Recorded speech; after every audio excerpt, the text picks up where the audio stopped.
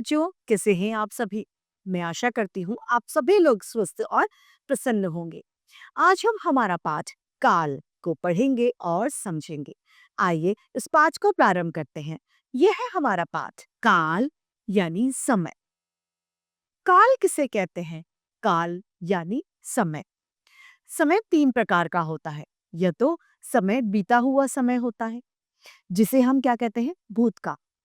एक समय होता है जो अभी चल रहा है, यानी वर्तमान काल। एक समय होता है आने वाले समय, तो उसे क्या कहते हैं? भविष्य काल। यानी हम ये कह सकते हैं कि समय को तीन भागों में बांटा गया, या फिर समय के तीन भेद होते हैं: भूतकाल, वर्तमान काल तथा भविष्य काल। आइए से पढ़। सभी प्राणी जिस प्रकार कोई कार्य यानी क्रिया करते हैं, उसी प्रकार सभी कार्यों का कोई समय जरूर होता है। यह समय ही क्या कहलाता है? काल। जैसे कि कल मैच में अनुज ने बहुत अच्छा प्रदर्शन किया, यानी कल बीता हुआ कल था। वंशिका गाना गा रही है, यानी इस समय वो गाना गा रही है। नितिन कल ताजमहल देखने जाएगा, यानी आने वाले समय में।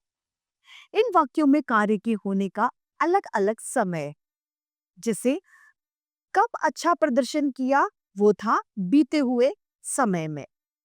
वंशिका ने कब गाना गाया, वो जो अभी समय चल रहा है, यानी वर्तमान में। नितिन ताजमहल देखने कब जाएगा?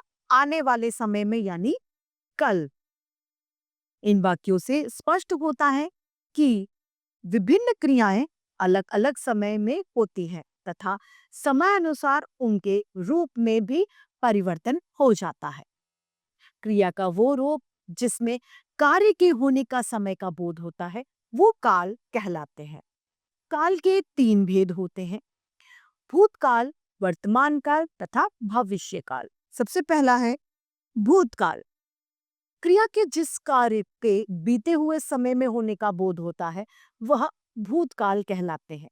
जैसे कि कल वो स्कूल गया था, तो यानी वो भूतकाल, कल का समय बीत चुका, यानी वो भूतकाल का उदाहरण है।